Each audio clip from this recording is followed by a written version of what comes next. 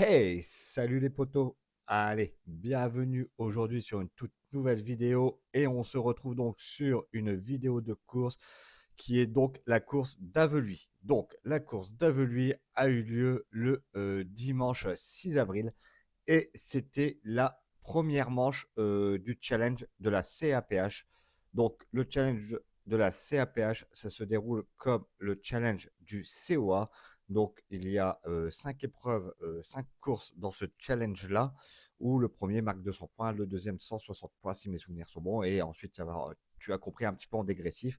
Mais sur ce challenge, il y aura une course importante le 29 mai, donc le jeudi de l'ascension, où ça va être une course avec un secteur pavé, où là les points vont compter double. Donc c'est-à-dire que si tu gagnes ce jour-là, au lieu de prendre 200 points, tu prends 400 points sur le challenge. Donc autant dire que tu prends une option assez importante.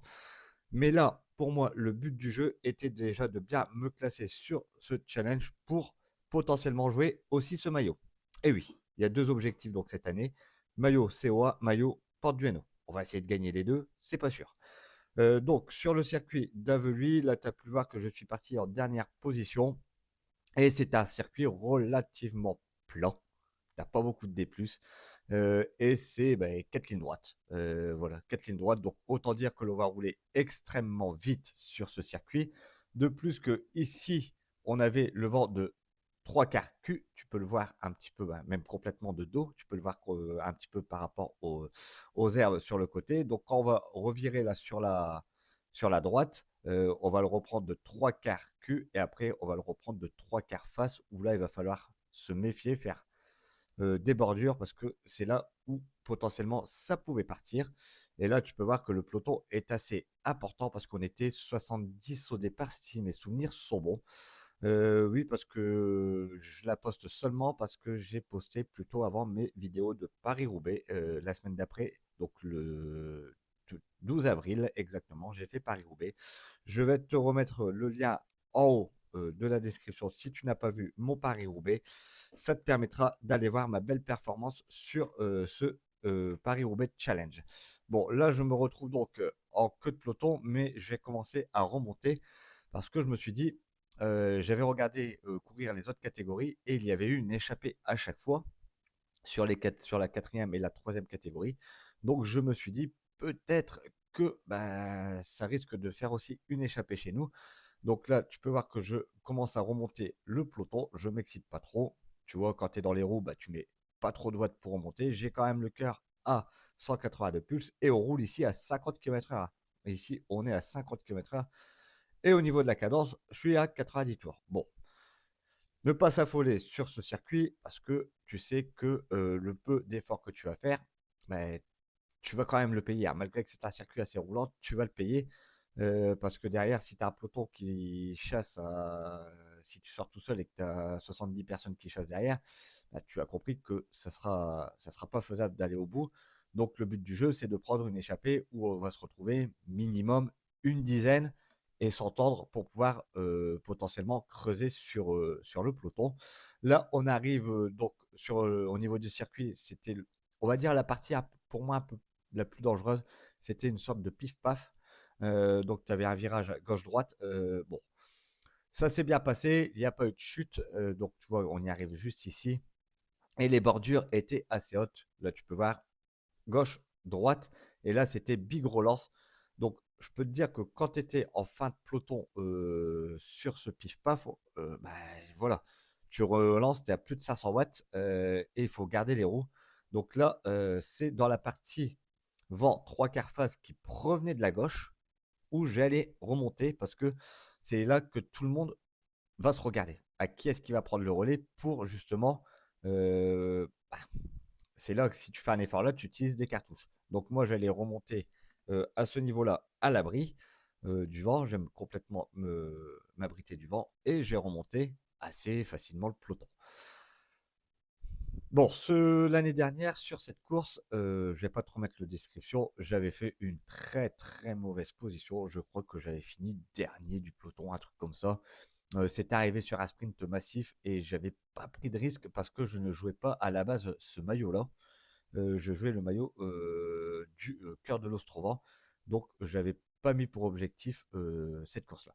Et là, tu peux voir, tu vois, juste sur le virage, bah, j'ai gratté quasi la moitié du peloton. Freinage tardif, pardon. Relance tranquille, tu vois. Là, tu mets quand même les watts, hein, on est à 800 watts. Je reste dans la roue de David. David qui a gagné déjà 2 fois cette année. Donc, il a gagné à Bouvigny le 11 pardon, avril et dimanche. Ici, il a gagné donc dimanche 20, le jour de Pâques. Et il a gagné à je sais plus où. Donc voilà, très très bon coursier David. Donc là, je suis dans sa roue et je vais aller remonter un petit peu, histoire de voir, de prendre, on va dire, la température sur l'avant du peloton. Voir qui est devant, qui est assez fort. Et là, tu peux voir que je me fais légèrement enfermer, mais je reste dans la roue du Gazélec, là, du coursier du Gazélec. Il provient des troisième catégories. Il a fait quelques courses chez les trois et il a gagné 2 fois, je crois, chez les trois et il est monté. Donc très très bon coursier. Je vais rester un petit peu dans sa roue et là, j'allais me mettre complètement dans la bordure pour pouvoir remonter le peloton. Là, tu peux voir que je suis complètement à l'abri du vent. Je prends pas le vent du tout. Franchement, là, c'est nickel. Pour moi, remonter, c'est nickel. Mais la porte pardon, ne s'ouvre pas sur la droite. Donc, ça va être compliqué un peu de monter. Tu vois que je suis vraiment serré dans un étau, on va dire, hein, pour pouvoir remonter. Donc, il faut que j'attende que la porte s'ouvre pour ne pas couper le peloton, on va dire, en deux et faire chuter tout le monde. Donc, une fois que la porte va s'ouvrir, là, tu vois, je vais prendre la roue de Coco. Là, il y en a un qui frotte légèrement. Je sais plus c'est qui, mais c'est pas grave. On a l'habitude de frotter comme ça. Je crois que c'est Marion. Je crois que c'est Marion qui. Oui, c'est Marion. Donc là, je l'ai laissé passer. Ça sert à rien de se mettre au talus pour une place. Je remonterai un peu plus loin dans la course, je me suis dit. Et là, tu vois, la porte, ça y est, va s'ouvrir. Donc c'est parti. Je vais remonter une fois que la porte s'ouvre et je vais me retrouver très très vite dans les premières positions. Alors là, déjà, tu vois, je suis positionné en 20e position, mais je vais me retrouver très très vite sur les 5 premières positions. Euh, Parce que je pense, pour moi, il allait se passer quelque chose. Et oui, ça va se passer. Là, tu vois, direct, au moment où je remonte, bah, celui du Gazélec, il attaque. Donc tout de suite, bah, je prends sa roue. Je me suis dit, c'est parfait. Au moment où je remonte, une attaque. Donc je me suis dit, je prends la roue, je reste collé dans la roue. Il ne me demande pas de relais de plus. Donc, bah, il ne me demande pas de relais, je ne prends pas de relais. J'ai le cœur quand même à 192 BPM et je suis à 300 watts, plus de 400 watts. Là, on va reprendre le virage à droite et on va arriver donc sur cette fameuse ligne d'arrivée qui est sur un léger faux plat montant. On est sur du 1%. Il met encore une fois de plus une big relance et là tu peux voir que je relance à plus de 1000, presque 1000 watts pour rester collé dans sa roue et au moment où il va se relever, ben moi j'ai décidé de porter mon attaque. C'est à ce moment-là que j'ai décidé de porter mon attaque. La cadence pour moi, je suis bon, je suis à 90 tours minute. On roule ici à 46 km/h sur ce faux plat montant. Donc autant dire que ça watt. Là, il commence à regarder derrière. J'avais jeté un petit coup d'œil et je vois que le peloton est très très étiré. Là, il bute. Le gars de Bélin, il va. Il met un gros gros tempo. Donc celui du Gazélec va aller rechercher sa roue. Et à ce moment-là, je vais aller l'attaquer. Je vais l'attaquer parce que le gars de Bella, il ne faut pas le laisser partir. Donc tu vois qu'il se relève et là c'est parti, je porte mon attaque. Au moment de mon attaque, je vais porter du 1000 watts. C'est un petit peu en décalage sur les watts. Bon, j'ai pas su très très bien le régler. Peu importe, le plus important c'est que tu vois un petit peu à la vitesse à laquelle on roule. Et là, je vais rentrer sur le gars de Bélin avec Mathias de l'US Saint-André. Franchement, je vais te dire que là, je me suis retrouvé avec des petits jeunes et ça charbonnait. Les petits jeunes charbonnaient. Tu peux voir, j'ai mon cœur qui est passé à 194 BPM, ce qui est énorme. C'est un truc de fou. Limite, là, je suis au sprint, hein. Je suis à 195 même. Et je vais mettre dans les roues. Et là, il y a le petit aussi de l'US Valenciennes Crépa qui rentre aussi. Donc là, je suis avec 3 jeunes, 3 costauds. Et là, tu vois que là, il faut que je retrouve mon deuxième souffle. Et dans leur roue, ben, je suis à plus de 300 watts, hein. Je suis à plus de 300 watts dans leur roue. Donc voilà. Quelques kilomètres plus loin, donc on est toujours sur le tour numéro 2. On se retrouve à 10 kilomètres. Et en fait, il y a eu un groupe de 10 qui est sorti. Donc on se retrouve une quinzaine devant. Et une quinzaine devant, bah là, je peux te dire que cette échappée va aller au bout. Oui, on va aller au bout de la course. Je vais pas te spoiler la vidéo, mais on va aller au bout de cette course en échappée.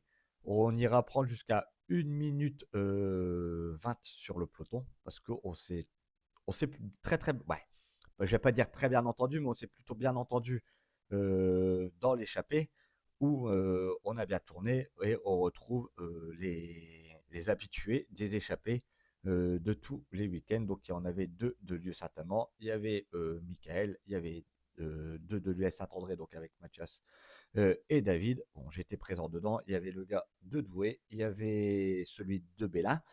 Euh, Ouais, voilà, faut que je revoie un petit peu l'échappée passée. Donc ça, c'est Mathias. On se retrouve avec le gars de Bélin, qui est super costaud. Il y avait Bouzbek aussi présent. Celui de Tourcoing, fort aussi. Celui de l'Union Valenciennes, Crépin, pareil. Donc il y avait du Team Fontaine aussi, un ancien élite, si mes souvenirs sont bons. Donc je vais te dire que ici, voilà, l'échappée, elle ira au bout. Le peloton derrière à vos. Il roulait, hein. Le peloton, je vais pas dire qu'il s'était relevé, ça roulait, ça chassait, mais voilà, nous, on a fait, on s'est super bien entendu et direct, ben, on a creusé et on a pris jusqu'à 1 minute 20 d'avance sur ce peloton. Donc c'est vraiment, vraiment de très bonne augure pour nous. Et là, tu peux voir qu'à chaque relance, ben, je mets du 600 watts. Et là, il faut que je récupère un petit peu hein, parce que j'ai fait deux efforts considérable, on va dire. Donc, il faut que je récupère, il faut que je fasse redescendre légèrement mon cœur. Et on est à 12 kilomètres de course. On est à 12 kilomètres de course. On est sur un circuit développant 6 kilomètres de souvenirs. Je ne sais plus. Ouais, c'est 6 kilomètres de souvenirs. Parce qu'on avait 61 km 300 à parcourir, donc sur 10 tours, donc ça fait 6 km 132. Donc au bout du deuxième tour, ben, on est parti ensemble. Ici, on se retrouve au quatrième tour, donc toujours les mêmes dans cette échappée. Et tu vas voir que, bah, en fait, on s'entend super bien parce que on passe nos relais. Tu vois, on passe nos relais. Il y a une file montante, une file descendante. C'est ce qu'on appelle une belle tournante. Et là, à un certain moment, bah, sur ce quatrième tour, je vais prendre mon relais. Et je ne sais pas ce qui se passe derrière. Apparemment, ça a dû discuter, ça s'est regardé. Et je vais me retrouver tout seul devant un certain moment. Donc là, tu peux voir que la file continue à remonter. Tu peux voir que ça tourne très très bien. Tout le monde passe ses relais. Ça, c'est sur cette partie du circuit qu'on creusait, hein. C'est ici qu'on creusait. Vent dans le dos, tu creusais pas énormément parce que le peloton roulait à la même vitesse que toi. Mais ici, vent 3 quarts face, on est quand même à 41 km/h avec une belle bordure. Et tu peux voir que tout le monde passe ses relais. Personne ne saute son relais. Tout le monde suit la file montante et s'en va donner son petit coup de main. Ça, franchement, c'est ce que j'appelle des très très bonnes échappées. Ça fait plaisir. Quand tout le monde s'entend comme ça dans l'échappée, bah, tu es sûr, voilà, t'es sûr d'aller au bout parce que quand tu en as déjà deux trois qui sautent des relais, ben, après, tu en as deux trois qui vont sauter leur relais, et puis 4-5, et puis bah, l'échappée voilà, est finie parce que ça s'entend plus et le peloton rentrera. Mais là, comme on s'entend super bien, je te l'ai dit, je te le redis, on va prendre jusqu'à 1 minute 20 sur le peloton, donc ça ne rentrera pas. À ce moment-là, tu vois, je prends mon relais et en fait, bah, il n'y a plus de fil il y a plus de fil montante. Donc ça s'est regardé légèrement derrière. Et là, bah, moi, je me retrouve un petit peu tout seul. Je vois que j'ai créé un trou, voilà, donc sans attaquer, hein, sans rien faire, juste en prenant mon relais. J'ai créé un trou, j'ai une cinquantaine de mètres d'avance. Donc je me suis dit, c'est peut-être le moment de continuer à appuyer. Derrière, ça va réagir. Bah, réagir. Je pensais que ça allait réattaquer et recasser le groupe parce que pour moi, on était quand même assez important dans cette échappée. Il fallait peut-être recasser le groupe en deux pour qu'on s'entende encore mieux. Mais ça fait que bah, malheureusement, le groupe n'aura pas recassé en deux. Je pensais que ça allait se réattaquer et casser le groupe en deux et qu'on allait se retrouver 6-7 devant. Tu vois, ça aurait été parfait. 6-7 devant, ça aurait été nickel. Mais malheureusement, Tout le peloton va rentrer sur moi au bout de quelques mètres, hein. Je vais faire quoi, 1 km, 1 km et demi, grand maximum, tout seul devant. Donc autant dire que c'est pas, voilà, c'est pas beaucoup, hein. Mais tu peux voir quand même que j'appuie à 400 watts sur ce faux plat montant. Je roule à 41 km/h. Ça charbonne, hein, ça charbonne. Le temps en plus, franchement, pour un coup, le temps a été de la partie. Il faisait pas froid, il faisait bon. On avait une température extérieure de 15 degrés. Et franchement, c'est plutôt cool pour un mois d'avril. Bah là, c'est la première fois que j'ai couru sans les manchettes. J'ai couru en manche courte. Bon, toujours cuissard court dans le bas. Pour moi, les compétitions, c'est obligatoire, cuissard court. Mais en haut, je n'avais pas quitté les manchettes depuis le début de saison, alors que là, bah, j'ai quitté les manchettes. Bon, là, je me retrouve dans le faux plat montant, je me relève parce que j'ai vu que le peloton, l'échappée, quoi, le groupe revenait sur moi, donc j'ai décidé de me relever. Ça sert à rien d'insister et de cramer ses cartouches pour rien, surtout qu'ils sont 13 derrière, tu es tout seul devant, bah, tu as compris, hein, 13 contre 1, ça le fait pas. Et en plus, on n'est qu'à la moitié de la course. Donc, il me reste encore 25 bornes plus de 25 bornes à faire. Donc, c'est pas possible que je tienne tout seul. Je connais mes capacités. Je sais que un contre-la-montre de plus de la moitié de la course, pour moi, ce n'est pas possible du tout. Et durant la course, durant toute la course, bah, on va rester ce groupe de 14 où on va s'entendre, plus ou moins. Il y en a qui vont passer des relais, il y en a qui vont les sauter. Bon, c'est une échappée, hein, c'est au filoche. Voilà. Des fois, on va à la poche, histoire de se ravitailler et histoire de passer un seul relais, de sauter pardon, son relais. Voilà, c'est les aléas, on va dire, d'une échappée. Quand on est beaucoup, il y en a qui vont toujours en faire plus que d'autres. Mais bon, c'est comme ça. Allez, on se retrouve directement au dernier tour de la course. Oui, parce que je te l'ai dit, hein, on est parti au deuxième tour. Je me suis retrouvé bêtement seul devant au cinquième tour, où je n'ai pas trop appuyé, parce que je savais que c'était voué à l'échec. Et là, on se retrouve directement dans le dernier tour, où on est toujours ce gros groupe d'échappés. Et là, bah, tu peux voir qu'il va y avoir quelques attaques, mais je vais pas me focaliser sur les attaques. Là, tu peux voir que le gars de Valenciennes Crépin attaque. Donc, il y en a un devant aussi qui est parti sur un, on va dire, un coup de facteur. Mais moi, je m'affole pas, je laisse, je sais que ça va rentrer. Je sais que cette échappée-là, et on va arriver à 14 pour le sprint. Donc, je me suis dit, je vais me caler en dernière position et je vais m'économiser un maximum pour pouvoir potentiellement jouer le sprint. Et je t'avouerai quand même que sur cette course, j'étais un petit peu limite. J'avais fait quelques efforts qui m'ont... bah, oui, voilà, les efforts, tu les ressens plus tard. Donc là, je vais te dire que j'essaie de m'économiser un maximum pour jouer le sprint et même essayer de jouer la victoire, hein, parce que là, tu vois, ils sont que deux devant. Donc la victoire est encore jouable. Derrière, ça se regarde un petit peu. Il y a Coco là qui va attaquer sur la droite de l'écran. Je ne sais pas si tu vas le voir, mais il va attaquer. Voilà, tu vois, il part en facteur. Là, tout de suite, Mathias le suit avec le gars de Bella. Mais moi, je m'affole pas. Là, je sais que celui de la police, du team police Hauts-de-France est très costaud au train. Je sais qu'il avait gagné la semaine d'avant à Fena. Donc, je sais qu'il est très costaud. Donc, je me suis dit, allez, il va peut-être nous ramener et ça va peut-être potentiellement le faire pour moi le sprint. Mais là, tu vois qu'il bute légèrement. Je me dis, comment ça se fait? Il bute. Lui, David, il prendra pas de relais parce que bah, devant, il y a Mathias hein, qui a quoi, une trentaine de mètres, hein. Et là, tu peux voir que je suis pas trop collé dans les roues. Je suis à 175 pulses et j'envoie toujours du 300 watts. Autant dire que ça watt hein, sur ce dernier tour de course. Et là, bah voilà, on est rentré tranquillement. Bah, le gars du Team Police Hauts-de-France nous a ramené tranquillement. Et là, ça repart une fois de plus. toujours avec le gars de Bélin et Corentin. Là, par contre, Mathias, lui, ne part pas. Il prend l'avant-dernière. Je laisse. Voilà. Ils sont deux de l'US Saint-André. Donc, je me suis dit, vaut mieux être calé dans les roues de l'US Saint-André pour pouvoir être emmené dans les meilleures conditions au sprint. Je me cale dans un train, en fait, hein, parce que moi, j'ai pas de train pour m'emmener au sprint. Et là, tu vois, mon cœur est bien descendu. Je suis à 167 pulses. Parfait. Zone, on va dire, tempo, hein.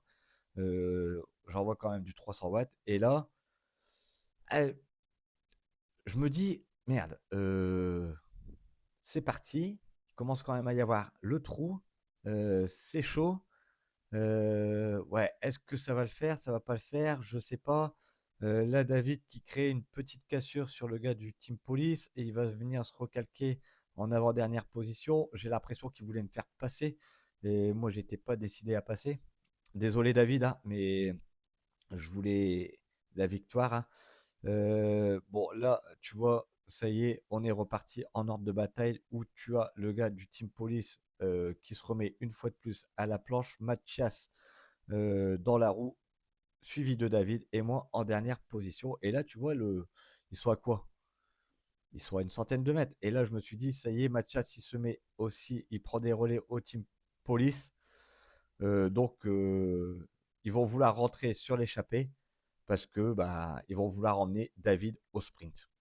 Et David, c'est un très bon sprinter. Alors pour moi, il avait de cette là, j'ai vu qu'il avait coché cette course, je pense. Donc là, tu peux voir que David, il fait comme moi, il reste dans les roues. Il est déjà sur le braquet, sûrement qu'il va tirer au sprint. J'analyse tout ça de derrière. Sa fréquence de pédalage est plutôt bonne. Ben, dans le bas du cintre, tout comme moi, tu vas voir après, quand on va prendre le virage, tu vas voir ma position sur le vélo, je suis déjà main dans le bas du cintre, prêt à en découdre, hein, comme on va dire. Et là, tu vois que bah, l'échappée qui avait 100-150 mètres d'avance, bah, on revient dessus. On regarde là, tu vois, dans l'ombre, je suis déjà dans le creux du cintre, les coudes légèrement écartés pour... bon voilà, on n'est pas beaucoup, mais c'est l'instinct de sprinter pour pas qu'on vienne piquer ma place. Et là, je reste calé dans la roue à David. Tranquille, tu vois. Voilà. Le gars de police du team police est en train de tout ramener. Mathias suit, voilà. David resserre les chaussures. Donc ça, tu te dis, David resserre les chaussures. Moi, je les avais resserrées avant. Je revérifie aussi. Tu te dis, allez, là, c'est sûr et certain. Sur le dernier tour, il n'a pas pris un relais. Il a fait comme moi. Il est sur le pignon qui va emmener au sprint. C'est à ça que tu reconnais les vrais sprinters. Il a resserré les chaussures. Il prend pas de vent du tout. Il a un coéquipier qui va l'emmener. Parce que là, Mathias, il est dans ma roue. Mathias, il voulait aussi me contrôler. Donc, tu vois, là, je me retrouve entre les deux gars de l'US Saint-André. Donc, je suis pas en très très bonne position. Là, David, tu as vu le petit signe qu'il a fait de la main? Il a dit à Mathias, allez, c'est maintenant, faut que tu me combles sûrement le trou. Donc, tu vas voir que Mathias va repasser et il va aller faire le dernier effort. Parce que là, on rentre sur l'échappée. Et après, devant, il n'y a plus personne. Donc là, je suis en train de rejouer la victoire. Là, je rejoue la victoire. À un certain moment, ça m'a traversé l'esprit que quand le groupe est parti, je me suis dit, merde, c'est tout, je joue plus la victoire. Mais là, je rejoue la victoire parce que regarde, on est là. On est à 50 mètres, tu vois, on est juste ici. On est rentré, le gars de Bélin va essayer de rattaquer, mais en vain, parce qu'on roule quand même extrêmement vite. On est quand même encore à 40 km/h avec ce vent de 3/4 défavorable. Comment dire, sur le dernier tour. Donc voilà, je peux te dire que ça va watter. Là, Mathias, tu peux voir qu'il remonte. Donc tout de suite, je pense qu'il met une attaque, mais David le suit. Donc tout de suite, je viens me recaler dans la roue de David. Et Mathias va emmener David. Et voilà, là, tu vois David, il ne pédale plus. Et là, on est rentré donc sur l'échappée. Je suis en très bonne position dans une très bonne roue pour jouer la victoire. Oui, pour jouer la victoire. Depuis le début de saison, franchement, je suis content parce que je me retrouve toujours dans les bons coups. Tiens, dis-moi en commentaire si tu kiffes ton début de saison, toi, si tu as des bonnes sensations. Et ce que tu en penses de mon début de saison, ça me ferait plaisir de le savoir. Et là, tu vois, je ne m'affole pas. On arrive sur le sprint. Je laisse faire. C'est pas moi de lancer. Le but du jeu, c'est qu'il y en a un qui lance et que je prenne sa roue et que je le déborde au dernier moment. Là, tout le monde se regarde. Donc là, je me suis dit, celui qui vire en premier, souvent, il est mort. Là, David est en troisième position. Je suis en quatrième position. Et là, en fait, le gars de Bella va mettre une grosse relance. Tout de suite, ça va, comment dire, enchaîner avec le gars de l'US Valenciennes Crépin. Et là, tu vois, je suis calé dans la roue à David. Mais au moment où il déclenche son sprint, là, tu as Fred qui passe. David déclenche son sprint. Et je sais pas, je suis dans l'incapacité d'y aller. Je sais pas pourquoi je suis dans la capacité d'y aller. J'essaie quand même de relancer la machine. Mais j'ai mes jambes qui sont tétanisées. J'ai mes jambes qui sont tétanisées. C'est déjà loin. Donc malheureusement, je ne gagnerai pas cette course. Je me classerai septième. Lui, David, fera deuxième par contre, tu vois. Donc j'avais misé quand même sur la bonne personne. Celui qui gagne, c'est celui de Valenciennes Crépin. Et en termes de stats, donc on a fait la course à 41,8 de moyenne, puissance moyenne de 254 watts. En normalisé, je me retrouve sur une puissance normalisée de 284 watts pour une fréquence cardiaque montée à 195 BPM maximum et fréquence moyenne de 174 BPM. Bon, les amis, j'espère que tu auras aimé cette vidéo. Comme d'habitude, n'oublie pas de liker, partager et de t'abonner à la chaîne. Active cette putain de cloche pour ne pas rater les prochaines vidéos. Et moi, je te dis à bientôt.